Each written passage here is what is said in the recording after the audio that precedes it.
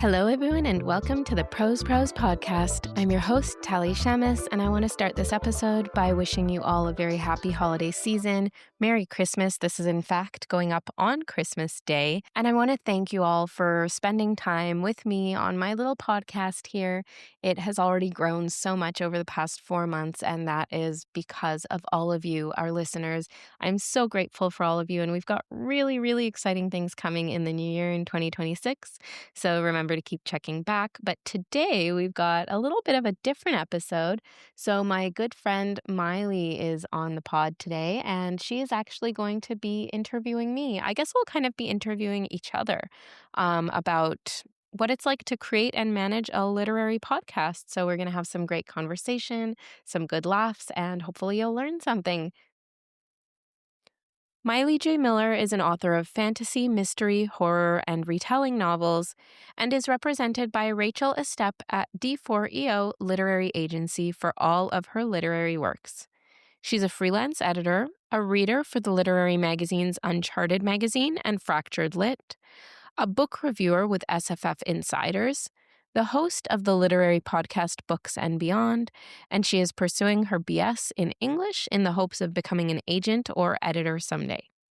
When not walking her cats or adding books to her endless TBR, she's screaming along to Imagine Dragons and eating too much Italian food. I'm so excited to have you here and to do this little cross podcast episode. It's going to be very exciting and cool. What a cool crossover. I'm very excited. So for listeners who don't know, me and Tali actually kind of started our podcast at the same time. It was like an in-sync birth child of both of us splitting and doing our own thing. And that happens a lot between us. But I think it's so cool how different they've turned out and how good yours is in comparison to mine, to be honest, because yours is so good. I love it. And I've been listening, catching up. It's very good. But today we've come together to essentially discuss what this is all about. Making podcasts, how to manage them, how to create them, how you can tell if you should maybe dive into the podcasting generation era yourself. And we'll just kind of start and dive right into it with the first topic or question, which is, what gave you the idea to start a literary podcast? So this is so fun. I'm usually the one asking the questions, so yeah, it feels very nice to just sit back. But, it's really just that this industry is so opaque and it's so hard to figure it out when you're just starting out. And I always had this goal of, once I figure publishing out, I am going to somehow share my learnings with others in the community. And a podcast just seems like, the easiest way to do that. You're sitting down, you're talking, you're sharing. So I love that. I love talking. Oh my gosh. I can just sit and talk for hours. Yes, so we talk a lot, guys. Yeah. If you didn't know, couldn't tell already. We talk a lot. And then, something that really pushed me to start a podcast is, as you know, back in June, I was on TS Not Ya with my query letter, and I had so much fun recording that episode with Cece, Carly, and Bianca. And I thought, I want to do this all the time. That was my first real experience with, being on a podcast, being involved. And I just thought, this is so awesome. You get to meet so many people, you get to chat, and it's just really cool. Yes, I had very similar goals in mind and why I started. I also wanted to help people specifically about the submission process. I remember when I started querying that, oh my word, I had no idea what the submission process was like. I was completely blind. Imagine just going through a room and kind of not knowing at all what you're doing. That's how it felt like to get information about sub while I was querying. And I think as a querying writer, I really was like, if I ever get an agent, I want to tell people what's up with submission. And then it kind of expanded to that broader spectrum because I feel like so much of it, like you said, is so opaque and hard to find information. And a lot of it is unfortunately gate-kept, whether it's intentional or not. And a lot of people don't think of saying these things because to them it might be general knowledge. To others, it might not be. Yeah. That's actually such a good point. And, I find that you forget things so quickly, not you specifically, but, me. How dare you, Tali? How dare you? No, it's funny because, I think that this is actually advice that I haven't heard many people give, but you really need to find someone that has just gotten out of the point that you are in because even me, I was querying, I already signed with my agents, back in August. So it's been, 4 months now? And Yeah. I already don't remember a lot of the intricacies. Yeah. And I was always wondering when I was querying, why isn't this material like already a thing? Why isn't there a podcast that exists to talk about this? And it's literally because of that. You think, oh, it's not going to be that big of a change, but it's like a 180 in It is. perspective because you really get turned around and you're like, okay, we're on the outside of the box. Now you're on the inside and there's like a bajillion things in here for you to discover. Exactly. So Exactly.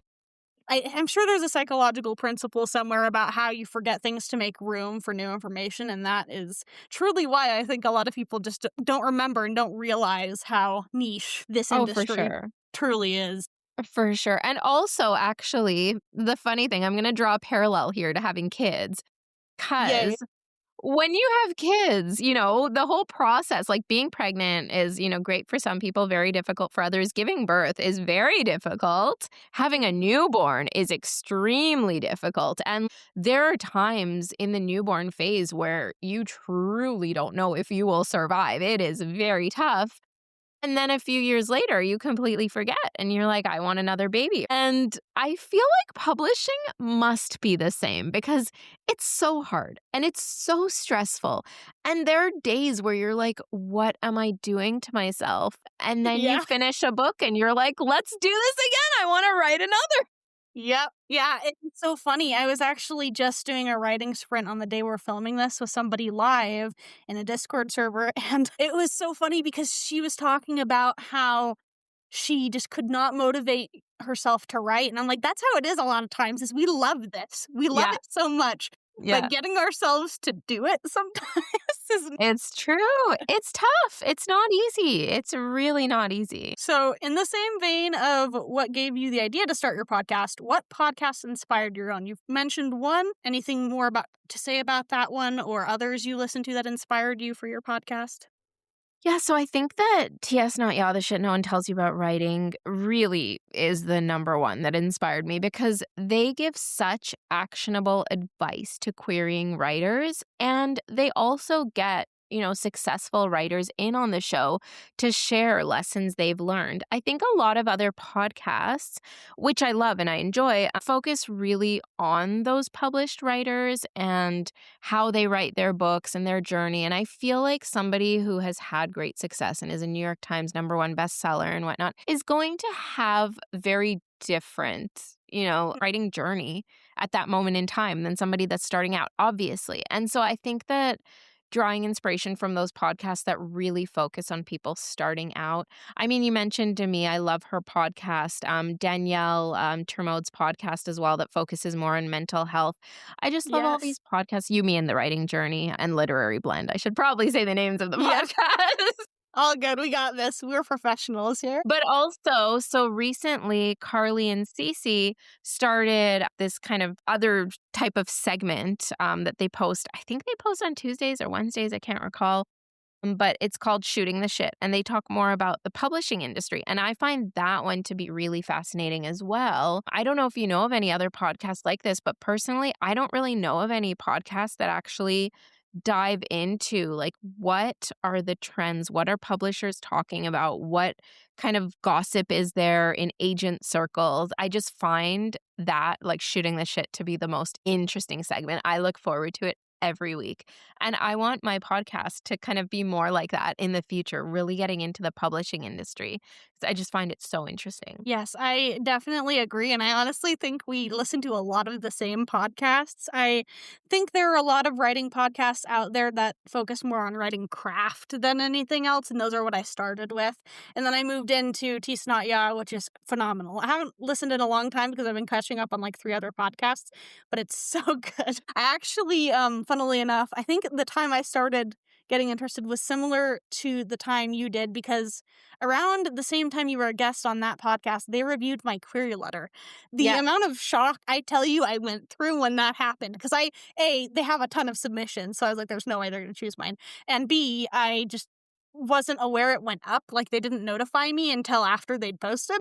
And so I went on Discord and somebody's like, Mylee, I saw your query letter. And I'm like, oh gosh, what happened? And so, but I listened to that segment where they critiqued the query for Beneath the Waves, the Labyrinth Sea. And it's so like mind broadening almost to hear different perspectives on it. And they were like, I was worried they were going to tear it apart, but they were super nice about it. Like even the stuff they said to correct. And I'm like, I want to give writers a space where they can feel like they can discuss vulnerable and difficult topics in the industry. I feel like a lot of podcasts avoid that, even the writing ones, where they just will not talk about topics that might, frankly piss people off.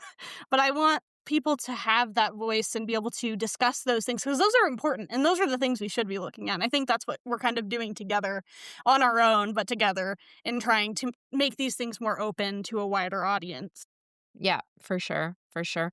So what are some podcasts that inspired you? So as far as mine, I'm literally like many of the same. I really like Literary Blend. I think Literary Blend was the first one I listened to outside of like the writing craft stuff. And then it was Tis Not Ya. Yumi and the Writing Journey has made me cry quite a few times. I literally, to be honest, can't think of any others except for yours.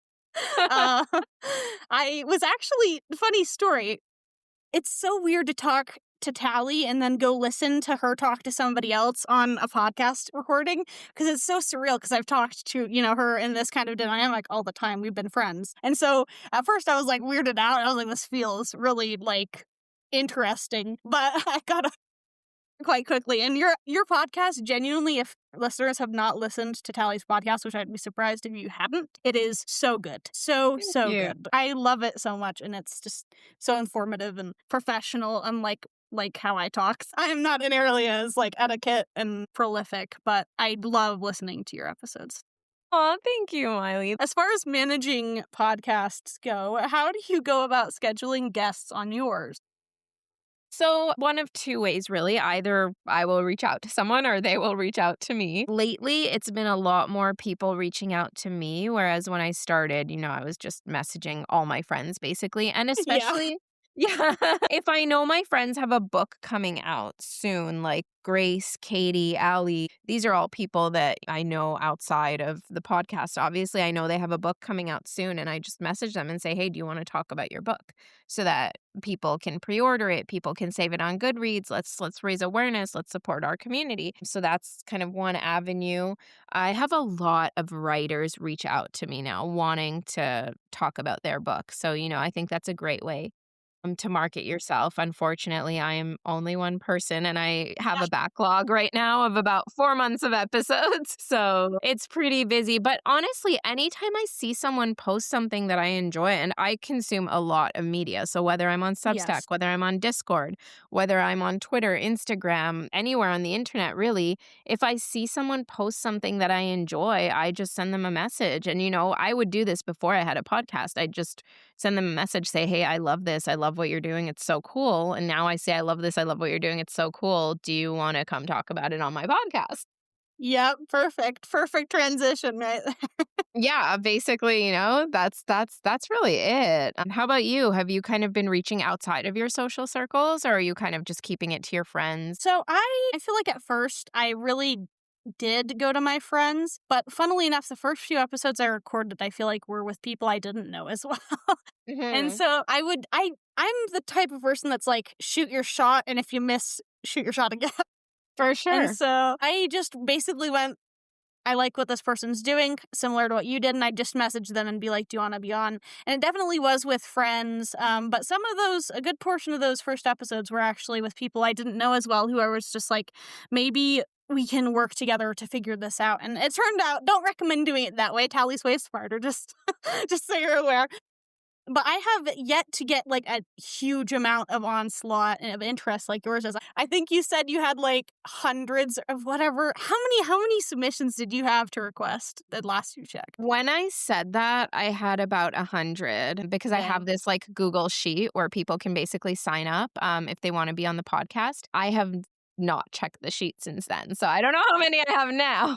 But dang, but list is growing. Yeah, and it was slow at first. I'd get like 5, 10 people, and then it just more and more people. And I don't know where they're finding my email address, to be honest, because some people are actually, they're not even using the form. They're just emailing me and my personal email. And I'm like, well, okay. Okay, so just a warning for, like, not as a warning, but a caution tape sign for writers looking to be on podcasts. Don't email podcast hosts personal emails unless you know them to a great extent. It's kind of weird and creepy and concerning. Yeah. It's also a podcast is kind of personal. Like, Yes. it's not like you're just emailing to ask me a question, which if you're emailing my personal email and you have a question, that's fine. I'm going to take the time to reply, like, of course, that's totally fine.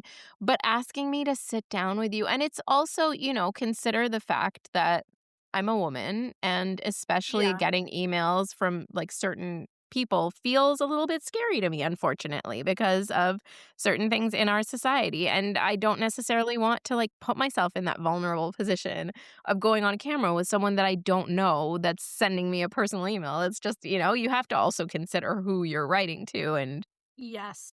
yeah, it's anyway. Yeah, it's definitely keep professionalism in mind. I know a lot of our interactions online are really relaxed and friendly, and that's who we strive to be. But trying to like force your way forward in that way is a little offish. So definitely be careful about it. Go about the methodical routes that we provide, because I also have a form and I've also got people interested in the podcast that way. Yeah. So that's very much the way to go if you're interested. Unless you know us personally, then maybe send us a Discord DM or be like, hey, I know you and have known you. But otherwise, it does come off a little weird. Yeah, exactly. So on to the next topic. What do you love most about being a podcast host? Oh my gosh, so much. Everything about it. I mean, I'd be hard pressed to think of something that I don't enjoy. Maybe editing, but even editing I enjoy. Yeah, truly. I love editing. It's so fun to me. I don't know. Maybe it's our brains. Yeah, no, I mean from start to end, like I love meeting new people. I love chatting. I love just sitting down and learning about various different perspectives that I never would have even thought of, and learning about the industry, and then, everyone that I get to interact with because of the podcast, like people that are reaching out to be guests. Like most of the time it's a very positive experience. Most of the time it's not like something creepy or anything like that. And it's just so much fun. I love it. I love making friends. I love making connections. I'm like always happy to meet new people. It's a lot of fun, which is very funny because I think I'm an introvert. Yeah, same. But I also love talking to people. So, like, I'll film a podcast episode and then I need to go lie down. Yes. But it's a lot of fun. Yeah. And I think that's the difference between podcast hosts, extroverts, and introverts is we can talk to people and we love it, but we do need to go decompress afterward. For sure. For sure. And it's so funny, too, because I overthink so much. I have such bad anxiety. I have intrusive thoughts that are really difficult to manage at times. But for some reason, that doesn't affect me on the podcast. Like, if I'm in a networking session, like, let's say for law, because, right, I was a lawyer before this, Yes. I would be at these networking sessions and I would be talking to other lawyers and I would be constantly second guessing things that I said. Like, I'd be thinking, oh my God, did I sound stupid saying that? Oh, I shouldn't have said that. But on the podcast, I just don't have that. I don't know why. I don't know what it is about it. I don't know if it's just that I'm truly enjoying myself so much that the anxiety is kind of just holding off. Yeah. Yeah. I have felt that as well, in that I think it's partially because we are talking to people who we kind of even subconsciously attribute to being quote unquote like us and to being on the Yeah. same level. Even if they're Yeah. like a best-selling author or an agent who has tons of deals, like it feels more familiar. And I think that's really helpful. But I'm very much the same way where I have so much anxiety. Everything comes with a secondary what if? Am I sure I sure. want to do that?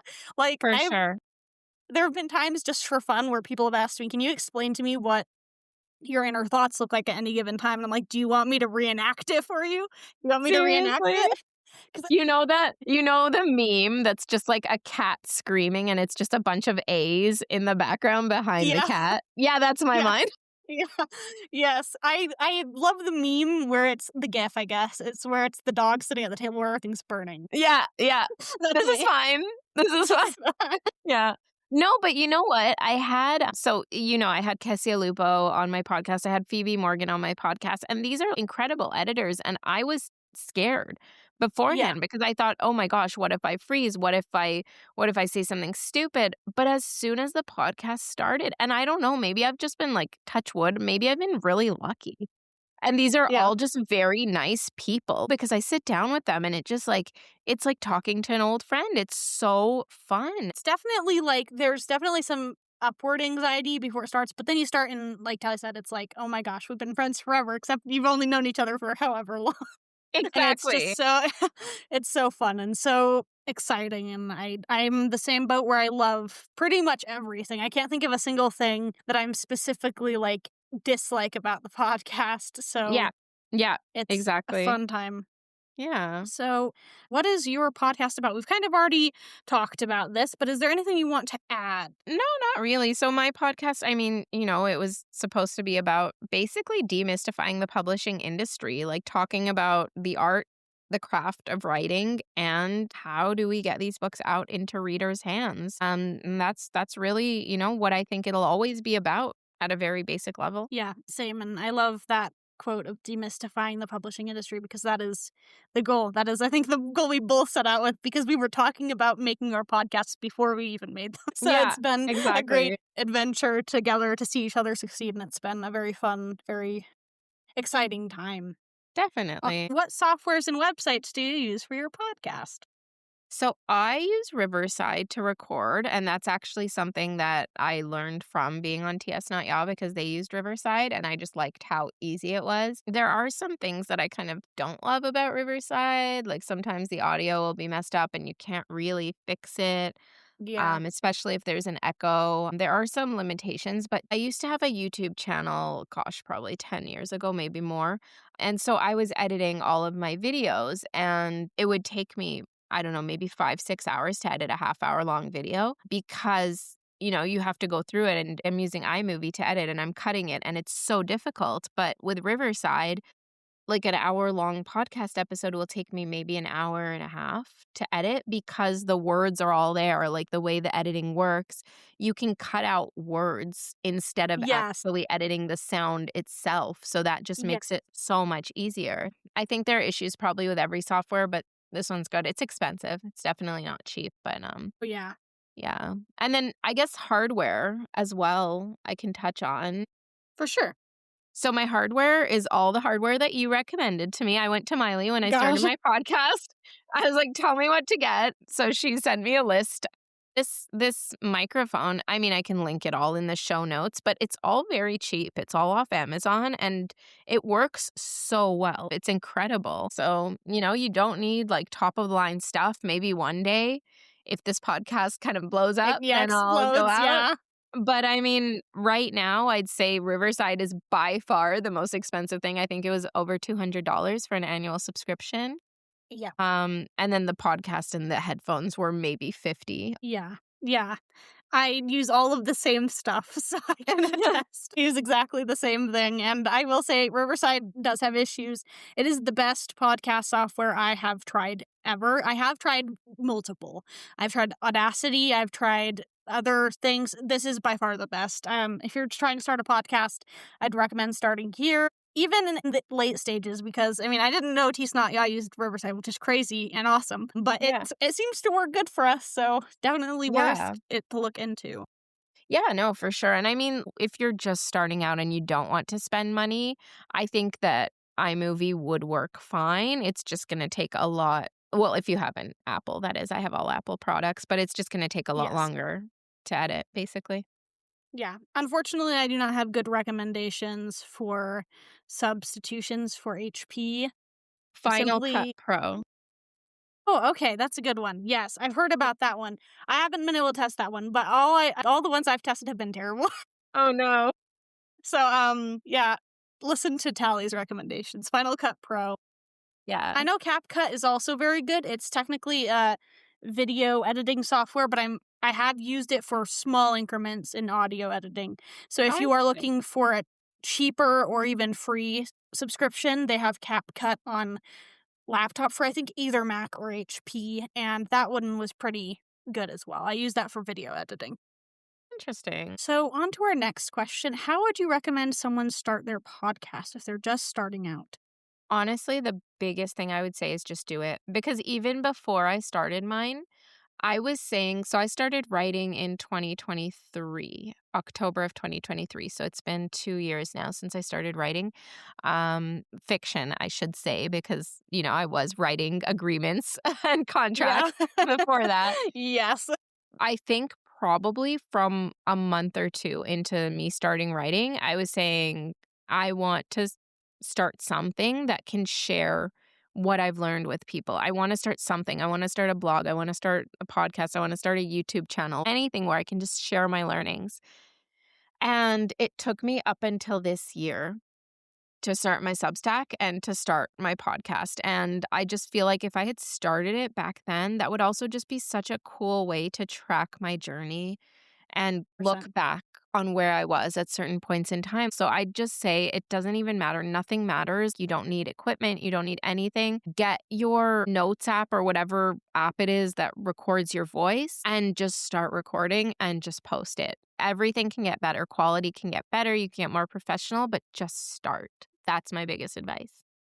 That is such good advice and such true advice, and I want to second that. I also would love to add, listen to other podcasts. Listen Yeah. to the ones we mentioned. Don't necessarily start without having listened to a podcast ever. You might not know exactly what goes into making them, but I'd Yeah. definitely second that and recommend listen, listen, listen. There are so many amazing podcast hosts and podcasts in the world, especially in the writing community, and they are so amazing, and you should listen to them as much as you can. Under what circumstances would you think or recommend a writer to delay hosting a podcast? I mean, I don't really think that there's any need to delay if you feel like you have time for it, if you feel like even if you haven't listened to any other podcasts, even if you're just documenting your own journey as a writer, I feel like there's value in that. Other Yes. people are going to be at the same stage as you. Maybe you'll help someone. Maybe you'll show someone they're not alone. Maybe it'll help you. I don't see any reason why you shouldn't. Yes, I definitely agree. As long as you feel ready and have the time, that's the way to go. Just start, like Tally said. Because otherwise, I know it's so easy to get afraid of doing new things, especially as a querying writer. The Yeah. first time I ever texted an agent, shaking, dying inside, kind of freaking out a little bit. And I think we do celebrity syndrome so often where we see somebody who we either revere or really like and we don't talk to as much and we're like, oh, they're the coolest person ever. We can't talk to them. They're above our level of interaction and it can be terrifying. But this kind of just energy to put yourself out there can be so invaluable, even if, as Tally said, you're just recording steps in your journey and you never know who it's going to impact. Yeah, exactly. Next question is, what makes a good podcast to you? I think that, funny enough, I was just saying you don't need good quality if you're just starting out. But for me, if I'm going to be listening to a podcast, sound quality really does matter. Yeah. I think that's the first thing you notice, if there's a lot of static, if you can barely hear people, if there's an echo, it's just so off-putting, it's not something I want to listen to. I also think as much as I love just listening to people chat, if you're hosting a certain type of podcast, like a craft podcast, for example, for writing, I don't wanna listen to you chatting about your favorite type of sandwich for 20 minutes at the beginning of a podcast, you know what I mean? Like, Yeah. I'm very busy, I'm listening to it for a reason, and I think that if you're posting an episode on what are trends in publishing right now, just kinda get to that topic. Don't dilly-dally too much. Yeah. No false advertising, essentially, is what Tally is saying. Don't say you're going to be talking about something in a podcast episode and then only get to it 30 minutes in. That can Yeah, be very off-putting for listeners, and it might turn off people from your podcast or whatever recording software you're using yeah, for who knows how long. So definitely get to the point. Be direct, be specific. yeah. So, last question of the set we had planned. What are your goals for your podcast moving forward?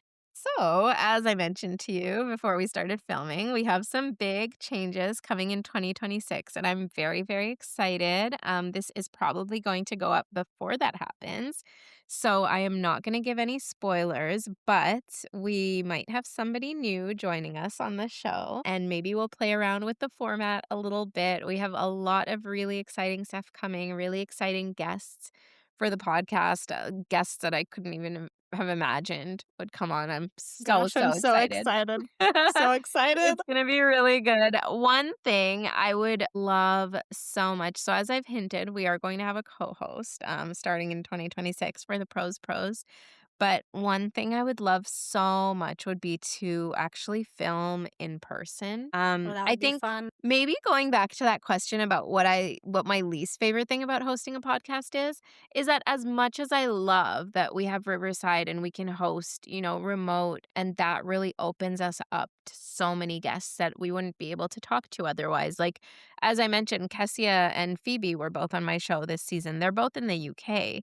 So there's Yeah. no way, I couldn't have flown them here. There's no way we could have talked without being online. But I think that there's really something to be said for talking to someone face to face and getting that interaction, getting just like the real, kind of communication that you can only get face to face. So I would love that at some point in the future to have actual in-person conversations. I feel like that would be so much fun. Yes, I actually second much of that. I don't know if I'd ever have the capacity, at least not for a long while, to do things in person, but I Yeah. am considering having a secondary host, which I'm also not going to say anything about. We're huge teases on this episode, is what we are.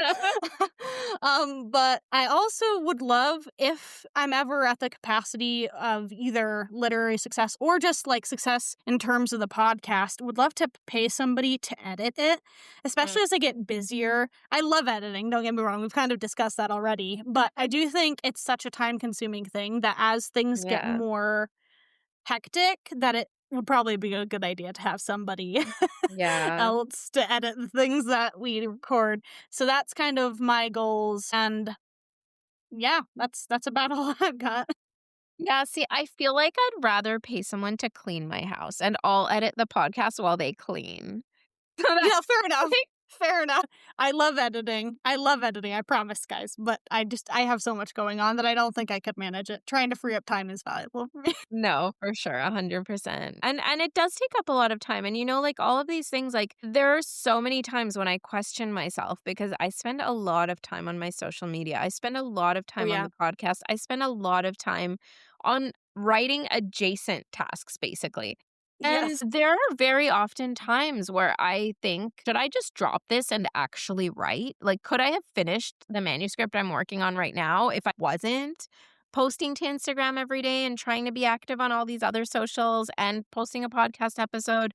Maybe it's better to just write, and I don't know.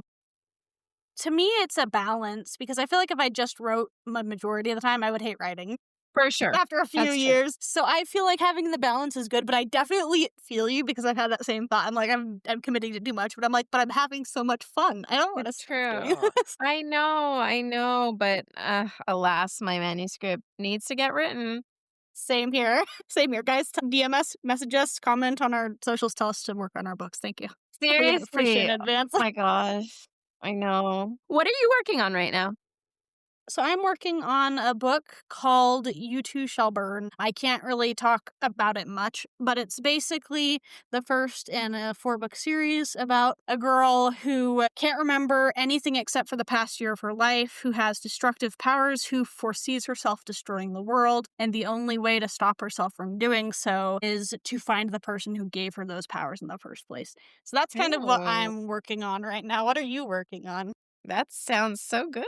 I have many things that I'm working on, but my most active whip that I'm trying to finish is kind of a horror folklore story about a blind PhD student who is tasked with returning a box to her home country with the curator of a museum that box was an artifact in. The museum curator is actually her ex-boyfriend, and so it's kind of a Mm, second chance romance, and when their plane crashes in a mysterious Baltic forest, they have to figure out what is in the box and what is happening in the forest before the forest gets to them. I love sentient forests. Let me just say I this. I know. love it so much. So good. And I've been consuming so many books, so many TV shows, movies all about forests and Yes. like all of the eco climate, what do they call it? Climate fiction. So fun. Botanical horror and botanical sci-fi and stuff. So I have no idea. I think it has many names for sure. Ooh, I love that. I love botanical horror. Yes, but that sounds so interesting. I'm so excited. I'm hoping we can trade more books in the future and just dive in. It'll be a lot of fun. Yes. Oh my gosh, I'm beta reading one of Mylee's books right now. God. No, it's actually so good. I'm really enjoying it. Well, thank you. I'm glad you're enjoying it because I was having a hard time writing that. So it's good that people seem to like it so far. I appreciate that. Yeah, it's So awesome. that is the end of this episode of this collaboration between me and Tally. And I have one final question for you, and I've actually modified this. This is part of the updates. This is the new question I'll be asking guests at the end of every episode is, if you could recommend one book to listeners, what book would that be? Okay, so craft or fiction? Fiction. That just made it so much harder. Oh my gosh, I'm how so do I sorry. pick just one? Okay, but then I have recency bias. Is that what they call it? The bias Yes. towards whatever you've consumed more recently? Because there are Mhm. tons of great books that I have read over the years, but obviously my mind goes immediately to what I've read in recent times. So these are a little bit unusual, but I really want to recommend them because they're so well written and I love the author. It's T. Kingfisher, and it's specifically yeah, the Sworn Soldier books. Gosh, that's so funny. I love that. Why? Yes, because They're I'm reading it right good. now. Oh, I'm that's reading it so right. funny. Yeah, they're short. That's why I say it's unusual because they're not like the typical books. But then I don't know how many books there are supposed to be in the series. I know there are 3. I think there's a 4th one coming out. Yeah, I but have no idea. it's so incredible how she writes because T. Kingfisher, she manages to write where you can see exactly what the protagonist is feeling. You're in their mind, you're in the story with them, but she doesn't tell you what they're feeling. She has a way of just showing everything so elegantly and without using, this purple. I love purple prose. I have nothing against it. But I think that her prose is a little bit more on the simple end of the spectrum. But it is so powerful in terms of conveying exactly what she wants you to see. I'm obsessed with her. So good. I second that recommendation because I'm not saying it just because I literally have the second book and the Sworn Soldier right next to me right now. It's really good, and her writing is so evocative. It's so, I remember reading the first bit of the first book, and I'd read The House with Good Bones before this, but I started reading that first book, and I was like, I can see this. Yeah. I can see the house on the, hill. Right? It was really good. Right? And it's funny, so I read it because I was looking, as I mentioned, for books about, sentient forests, sentient funguses, fungi, Yes. definitely fungi. Oh my gosh. So I loved What Moves the Dead. I also loved, hold on, what's the second one called? What Feasts at Night. What Feasts at Night, yeah. I loved that one as well, but What Moves the Dead, it's so good. It's so good. If you can't tell based on our visceral reactions to this author and their books, maybe you should go and read it. No, she's incredible. And her voice, my favorite book, I think, that I've read of hers, just because I feel like I have to rank a full-length novel higher than these short books. I loved The Hollow Places. I loved it. And I loved it because of the story. The ending is so satisfying. No spoilers, obviously. But my favorite thing about her is the voice. Like, the voice in her books and it's different in every book. I'm like, how do you do this? How do you have a different voice? And that's something I really aspire to do because obviously each one of your characters should have a different voice, but that is so hard to do. Yeah. It's definitely difficult. Even if the characters are so fundamentally different, you're writing in the same way, basically. Exactly, because And you're it's so the hard to same change. person. Yeah, exactly. Yeah. So definitely go give that a read. That is the end of this collaboration. I will state here that you can find Tally at her website, tallyshamas.com, or on Twitter at tallyshamas. I'm also on Twitter at Mylee J. Miller, and my website is myleejmiller.com. Thank you for joining me for this episode. I'm so excited about it, and it's been a long time coming, and I'm super excited to have you on. Yay, thank you, Mylee. This has been so much fun. And to all my Pros listeners, thank you all so much for tuning in, and remember to check back next Tuesday for a new episode.